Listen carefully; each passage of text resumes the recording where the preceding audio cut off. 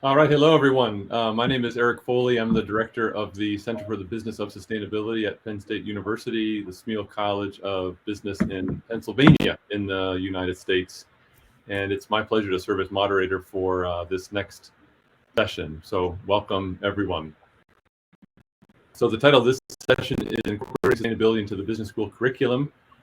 Three big topics here: sustainable finance, gender equality, and human rights. So I've got a great panel here that I'm excited for you to hear from. And we're going to go through each of these topics in the order of first sustainable finance, then gender equality, and then we'll finish up with human rights. So each of the panelists will have, each sort of panelists are sort of bunched. Sometimes there's two people speaking to each of those topics, and sometimes just one individual. And then we all met earlier this week and are going to try our best to leave plenty of time for your comments, your contributions to the conversation, and your questions. I will just mention first that we ourselves at the Smeal College of Business at Penn State have created a resource that I wanted to mention that is related to this, this topic. So just a note, if you go to majorsustainability.org, I'm just going to talk for about a minute about majorsustainability.org before I go to other panelists. So I'm switching hats to a panelist now, and then I'll go back to moderator, okay? So majorsustainability.org, we just launched April 22nd. That's Earth Day here. And it was the result of 5 years of work among 30 faculty, 10 students to answer what to us we felt like was a simple question that we didn't have a good answer to, which was, how does each business discipline or each business major contribute to the Sustainable Development Goals and to sustainability? I've got a much larger presentation, and I can give you a tour at another time. But what you'll see on that website is our best answer to that simple question. And here's why we feel like this is important. So much of what we want to do to evolve and to transform and to reimagine the business curriculum, we being all of us here, deals with topics like we're talking about today, gender equity, human rights, and so forth. But those don't neatly fit in the language and in the structures of business education. And of course, that's a problem. So we sort of flipped it and said, why don't we talk in the language that business schools do understand, and that is talk about majors and talk about discipline. Maybe if we define what the unique sustainability competencies, skills, and knowledge are in these different areas, that can be a way for students and for faculty to find relevance and resonance in these areas. So check majorsustainability.org. We certainly want it to be a resource for other business schools, and we make that available to you. All right, so that's all I wanted to share. So let me turn it over to our first panelists. David Chen and Megan Kashner. So David Chen is professor, Kellogg School of Management, Northwestern University. He's a co-chair of the Prime Working Group on Sustainable Finance. Welcome, David. And his colleague is Megan Kashner, professor, Kellogg School of Management, also at Northwestern, and she also co-chairs the Working Group on Sustainable Finance. So David and Megan. Thanks so much, Eric. And to everyone out there who we can't see, welcome. We're happy to have the opportunity to be in this conversation and to be with our esteemed colleagues on the panel. So we have the opportunity to go first here, which means we get to do a little framing. So I'm Professor Megan Kashner from the Kellogg School of Management at Northwestern University. And as you just heard, Dave and I are the co-chairs of on the steering committee of what we call the Impact and Sustainable Finance Faculty Consortium. This group is the prime working group on sustainable finance. And so we come at this question of where sustainability fits in the business school curriculum from a finance angle, if you will. So to sort of zoom out a little bit, when we are thinking at the faculty and the curricular level about where sustainability and sustainable finance, in our case, fits in the MBA curriculum, we often get mired up in the discussion about whether it's better to add required courses, right? Add a required course to the MBA core curriculum, make sure that every single student, takes at least one or more class on sustainability, sustainable finance, corporate responsibility, or rather than adding a required course, should we weave in content that is salient to sustainable finance, corporate responsibility, ESG, disclosure, reporting, human rights, civil rights, and more into both the MBA required core and elective, really a distraction from the true issues at hand. And the thing that stands before us is actually an imperative that we as business school faculty prepare our soon-to-be market and enterprise leaders, our students. They're going to be consultants, finance professionals, all of these things, that we prepare them for the realities of the markets into which they're going to step tomorrow, in 3 years, in 15 years. There is no singular way to approach this preparation, but of course we have to approach it, and we are approaching it, right? We need to add to and augment our curricula. We need to support our students as they prepare to lead in circumstances that our students, know full well are fundamentally different than their predecessors.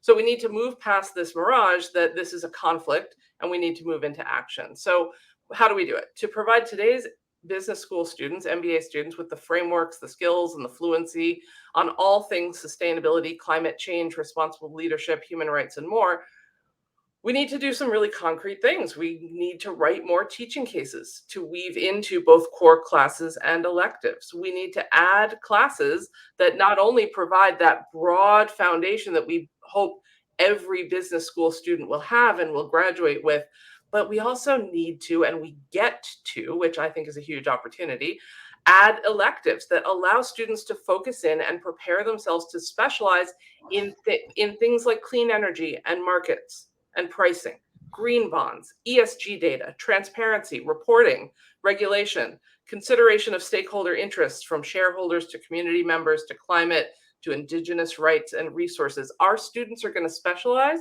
and we have to add the courses and the learnings that are going to help them do that. Okay, so that's all, what we are doing, what we can do. What's already happening? Some achievements and markers of progress in integrating sustainability and sustainable finance into the business school curriculum already have included a recent proliferation of really high quality teaching cases that focus not on the heroic environmental or social entrepreneur, but rather on the difficult decision making and trade-off analyses that are made by C-suite leaders and financial institutions. So we've seen this incredible proliferation of quality teaching cases, and I think that's only going to continue. Second, we have seen a great increase in experiential and project-based learning opportunities in which we can invite students into solution finding in the truly difficult and multi-layered marketplaces that they'll be operating in. We also have seen an incredible global convergence towards a few core metrics and standards in terms of climate disclosure, impact reporting, and a shift slowly away from more ad hoc impact and sustainability data reporting methods, which really in the past encouraged every single enterprise to develop their own frameworks, and there was a lot of greenwashing and confusion happening. So as we see this global convergence, it's a huge opportunity for us as educators to bring our students into what will be the new normal here. And so this convergence is also going to allow us to teach climate accounting fundamentals upon which students can build and expand their personal and professional toolkits in the field across the board. So I'm going to pause here. I'm just going to say, where is this going? It's going in a positive direction, and we need to keep doing more. We need to collaborate. And Dave, I'm going to let you round us out here. Thank you. And I think Megan has presented a roadmap of the kinds of programmatic and I'll call it institutionalization of sustainability that is needed to take place in business school education. What I'd like to talk a little bit about is currently where we are in the state of play.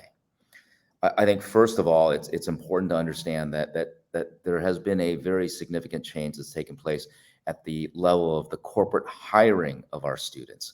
And so there's an explosive demand on the corporate side to hire students that are now trained in this area.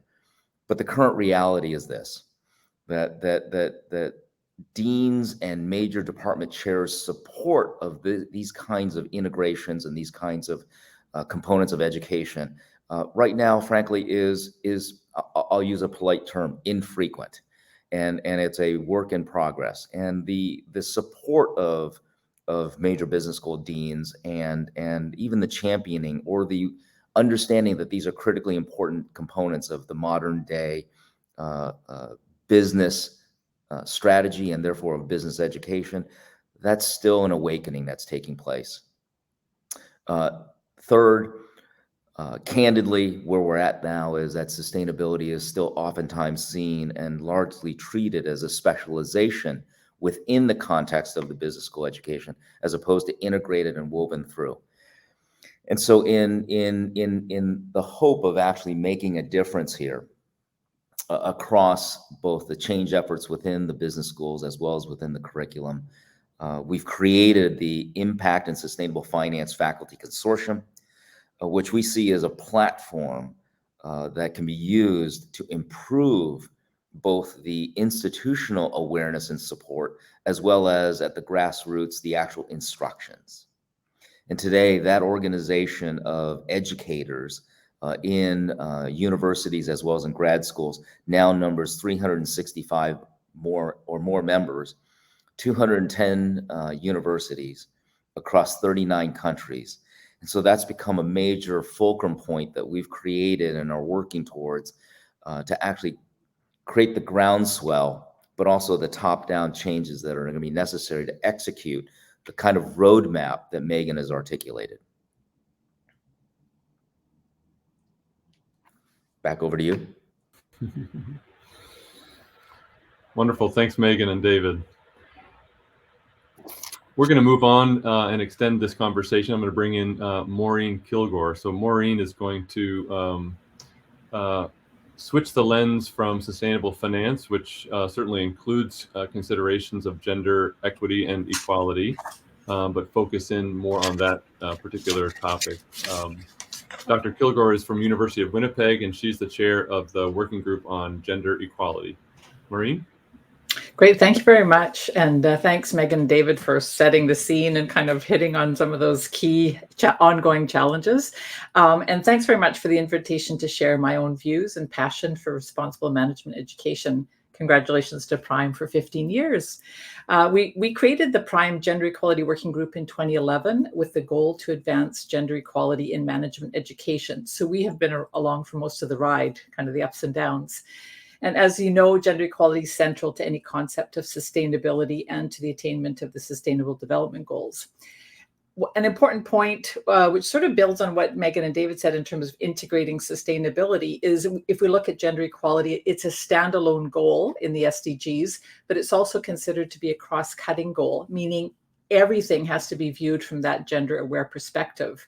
And that applies to management education as well, that sort of cross-cutting sense of gender equality.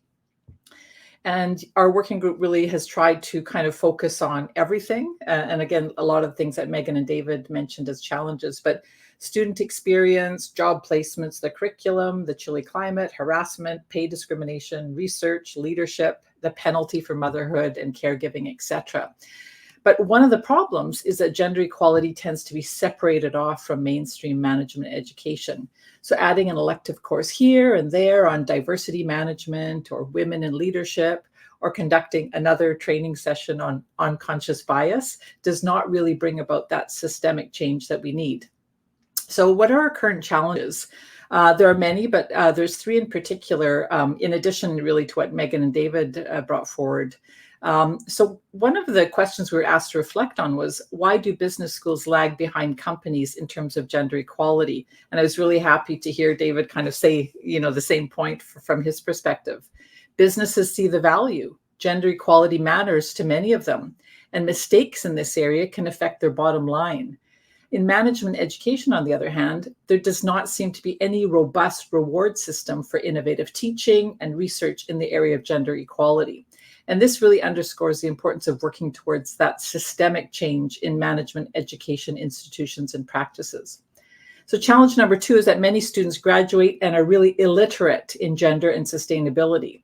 They should know gender inequality exists. They should know what the structural roots of gender inequality are, and actually how to address it in all areas of management practice. And the third challenge in society in general is that there's a view that women's inequality has been solved. It's a problem of the past. It's a post-feminist view, as Elizabeth Kalin and others have argued.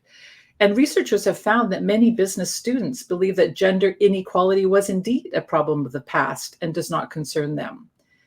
So if we move more towards going forward, what potential does a gender equality working group have for effecting change? Our major achievements to date have been the creation of book series, diffusion of ideas and best practices through an online pedagogical repository, participating in Prime and other events. And we also work closely with other working groups, such as the Anti-Poverty Working Group. And after a somewhat quiet, unfortunate 2 years, our working group is gearing up again.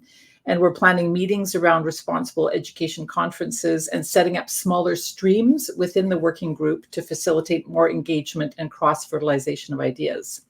And one of the things that really defines the members of the working group is their passion for change. But as many feminists know, change can be slow, incremental, and not always in the right direction. So I encourage you to get involved with the working group, because one way we can change management education to ensure that transformation in the world outside of business schools is by bringing together committed academics around a common goal. We have our own 5 Eyes perspective, and I'm not talking about the Security Alliance. So we focus on interdisciplinary issues, and this is extremely important for any work on sustainability. International. The world is interconnected, and our research and pedagogy should be as well. Innovative. We cannot continue to do the same things we've been doing. They don't work. Inspiration. We need to be inspired by those who have much less privilege than ourselves, who are faced with gender-based human rights abuses on a daily basis. And intersectional. We need to acknowledge that sex and gender are categories which intersect with other human characteristics and realities. And embedded in these 5 Eyes is the solution to systemic change in management education. So in closing, we all know that teaching is undervalued in terms of career progression and reward. And this really needs to change, because we need to actually really, get valued for the teaching, kind of that systemic transformation. I'm continually inspired, like most of you, by the micro level change I see in students each semester. After each class, we need to remember why we are there. After one course on diversity management, where a lot of time was spent on women's and gender issues, I received a note from one young man from Ivory Coast, Côte d'Ivoire. It said, "Thank you for changing my life." And I never knew what happened. I never knew what I said, but somehow he felt his life was changed as a result of that course. So that's reason enough to continue to work for transformation in the area of gender equality and sustainability. We have the power to change those lives for the better, many times in ways we cannot know or measure. Thank you very much for your attention. I'm really looking forward to the other presentations. Thank you so much, Maureen. Wow, I love that story. Thank you for changing my life. Wow, that's great. Great, great, great. And just so vitally important. I have to just say that my wife's a sociologist and did some of the original work 30 years ago in the gender earnings gap, and tells me often that it has not hardly improved in the 30 years that she's been studying it. So we're far from fixing and addressing those issues. So thank you so much. I appreciate it. Thank you. So get your questions and your comments ready out there. We're going to turn the floor over to you after our next set of speakers. So that's be prepared. So I'm going to invite and bring into this conversation Dorothée Baumann-Pauly, who's a professor, University of Geneva, and she co-chairs Prime's working group on business and human rights. And she will be joined by Michael Posner, who's a professor at NYU Stern. And he, with Dorothée, also co-chairs the working group on business and human rights. So Michael and Dorothée. Thank you very much, Eric. Maybe I can start and sort of set the table, and then Dorothée will say some specific things about what our working group is doing. And listening to the other panelists, one of the things that's very striking is that all of these issues that we're talking about, whether it's environmental sustainability, gender and racial inequality, human rights, for too long have been viewed as sort of externalities, things that are outside of what business education is centrally about. And I think there is a sense, at least on our part, that global businesses are way ahead of where business education is. And both in our teaching, our research, and engagement with companies, companies are looking for guidance on what are for them the hardest issues. These are hard issues. They're complicated. There's no roadmap for a lot of companies. And they're looking for business educators, both to be training the next generation of business leaders, but also to be providing both thought leadership and very practical ideas about how to navigate an increasingly complicated world. Let me give just a couple of examples. There are many more global businesses today facing challenges of what it means to do business in tough places. 4 months ago, how many companies would have thought they were going to be leaving Russia before the Russian invasion of Ukraine? If you look at how many companies 2 years ago or 3 years ago would have thought about their challenges in China, where you have a declaration by some governments that there's a genocide going on in Xinjiang, or where business reality in Hong Kong has changed so dramatically in the last couple of years. The Freedom House Index on freedom in the world says that only 20% of the world now lives in what they deem free countries. 15 years ago, it was 46%. There's a negative trend in the world. And the first question for businesses, where do you do business and how do you do business in these challenging environments? Second set of issues relate to global supply chains. What does it mean to be operating, whether doing manufacturing, construction, mining, in places around the world where you don't own, control the means of production? And whether or not that's material or not is something we've debated in the business world. But the world is, both in terms of reputation and in terms of what companies' own employees care about. These are issues that have come to the fore, and time again we've seen companies aren't ready to take it on.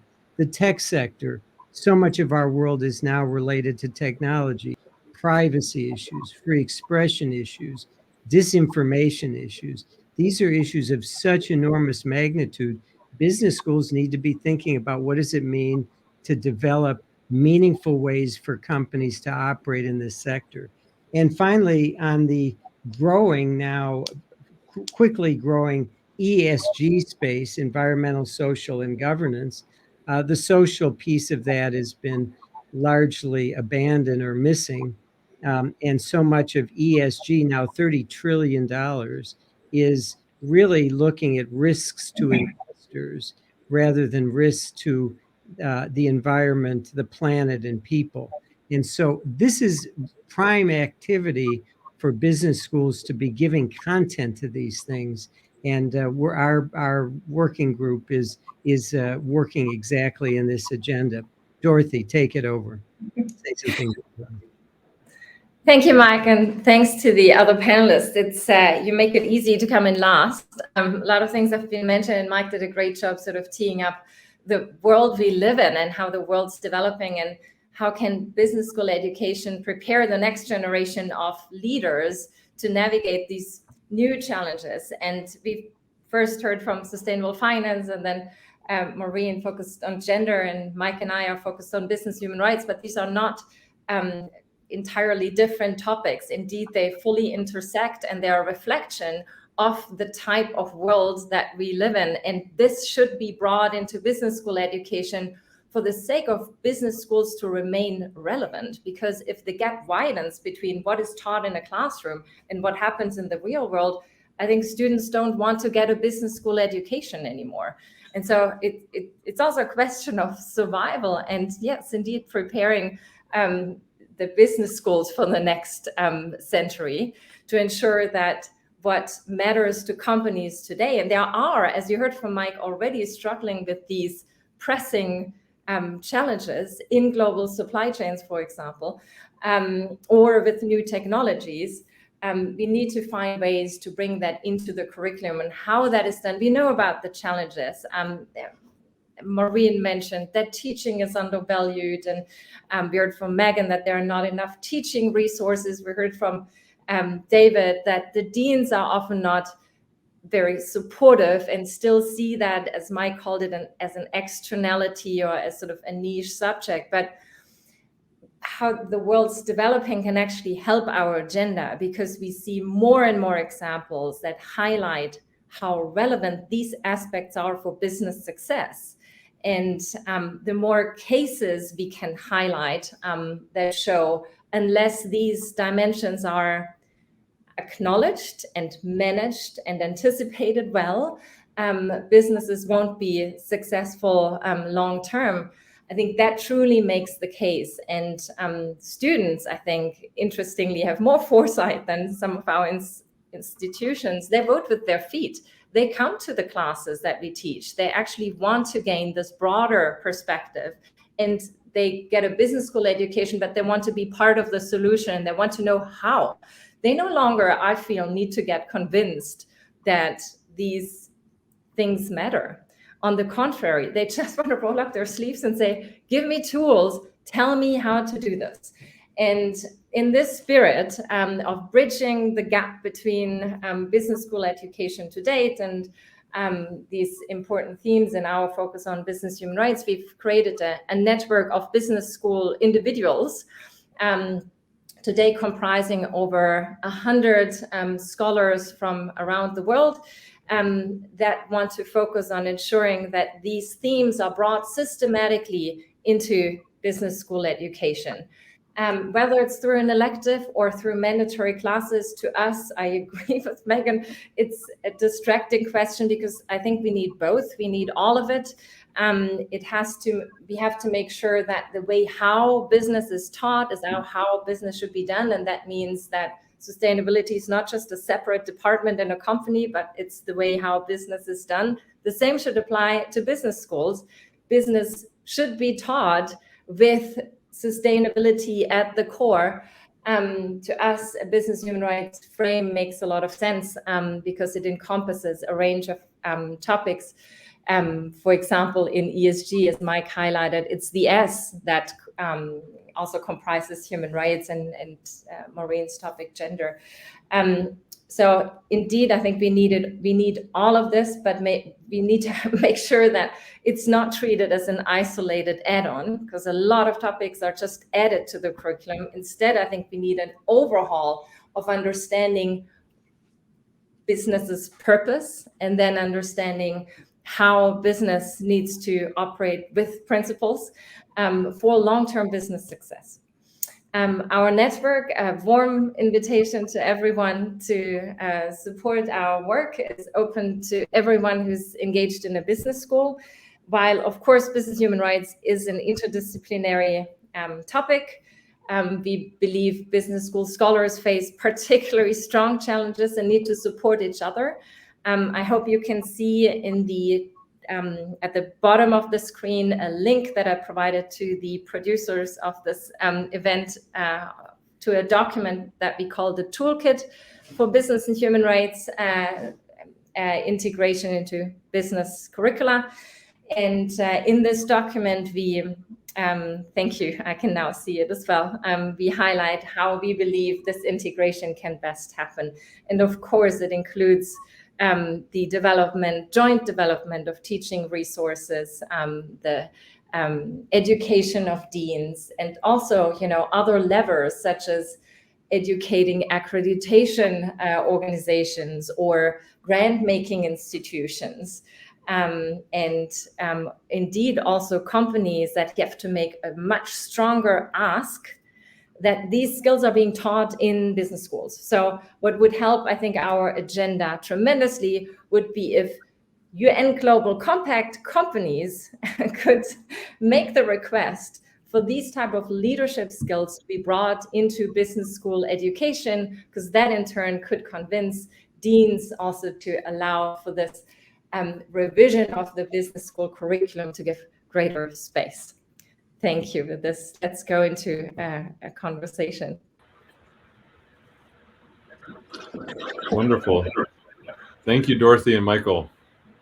I was corrected by our producer, this is to the audience, that we actually aren't set up for questions from the audience. So I told you to get ready, but you can certainly keep notes and email those to us or find other ways to ask them. Let me ask you all the following question, and it's connected to something that Dorothée just said. Many of you mentioned the fact that in some instances, that business is ahead of business schools, that corporations are ahead of business schools in these topics. And so I'm curious, and this is, again, kind of extending a little bit of what Dorothée was, where she was already beginning there, is what more can be, is there something that you see already being done and what more could be done to bring in corporations, the voice of corporate and business leaders to influence business education? I can start on that. I think in many ways, yes, business is ahead of business school education. On the other hand, the talent that they need is coming through our schools. Mm-hmm. And so we might be seeing, are they truly ahead? I don't know. Are they ahead in looking for the talent? Yes, the positions are posted. They're looking for the talent. Our students who have sustainability majors or backgrounds are in high demand. Why are they looking for the talent? Because they're trying to catch up also, right? So we're all, to some extent, to give ourselves a little break, right? We're all catching up here. Mm-hmm. And I think there are some ways in which the voices of business and business leadership can come into management education and express overtly, the need for our students to have these skills and learn these frameworks. On the other hand, they already are, right? Our career management teams at our universities are seeing this shift. Our students are seeing the shift. And so from a demand perspective, right, the industry is already asking us for this. So I think there are different levers, and one is that career and hiring lever. Another is our students and their interest and them voting with their feet in terms of their enrollments in electives and what they're looking for.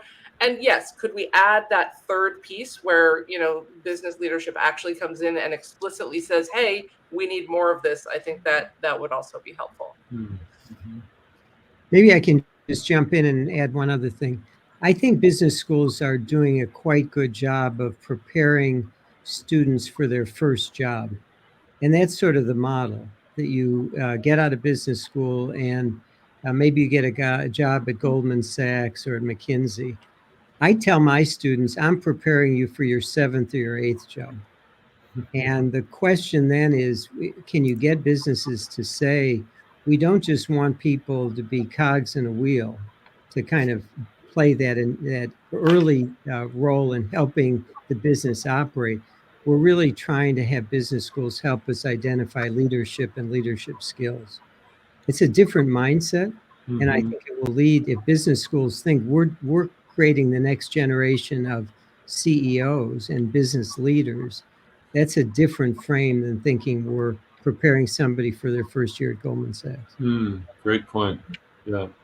Yeah, and I think, it's always, from an academic perspective, it's always a little bit dicey to say, would we welcome businesses and corporations in to influence how we educate, right? So I think that's kind of a double-edged sword. But Megan and Michael have made some good points about kind of even the role modeling and signaling that these are the types of people we want to hire.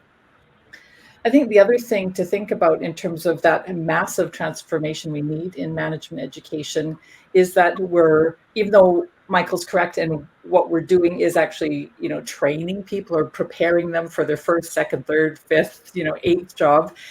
We're not a trade school. We're not a training institution. We're not part of the supply chain of business. We're actually, from my perspective, we're educating, and I think that then touches on everyone on this panel's real passion in terms of like educating for like a systemic change in the way we do human rights in business or in finances, sustainability. So, and I think that's part of the big struggle in business schools is that we are trying to, push education rather than just like you're trained in accounting or something to go on and punch the numbers. I think If I may just briefly, sorry. Go ahead, please.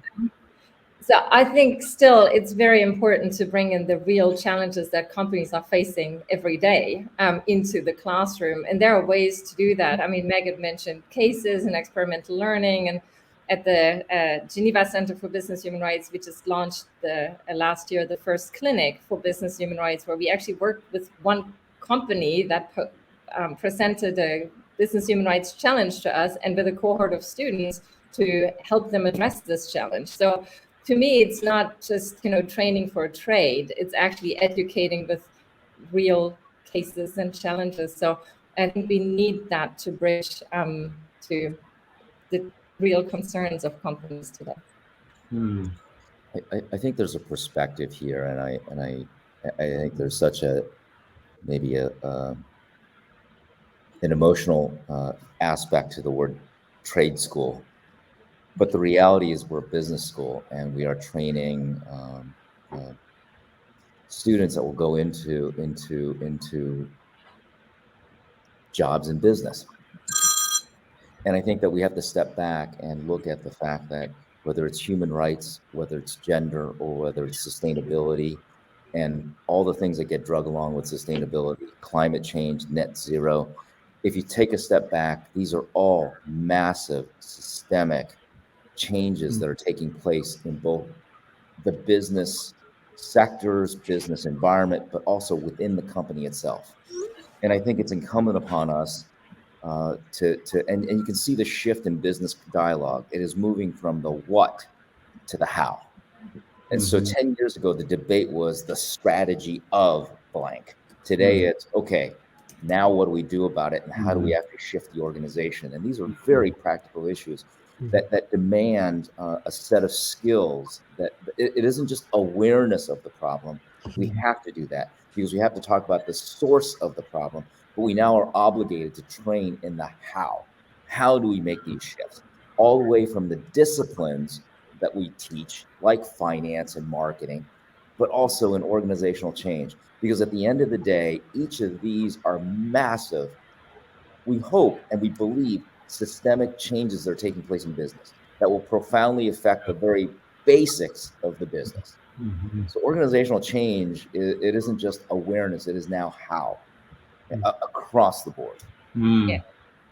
So let me jump in with a sort of a final question for you all, and surely there won't be time for everybody to answer it. But I want to ask you your thoughts on what more Prime could do.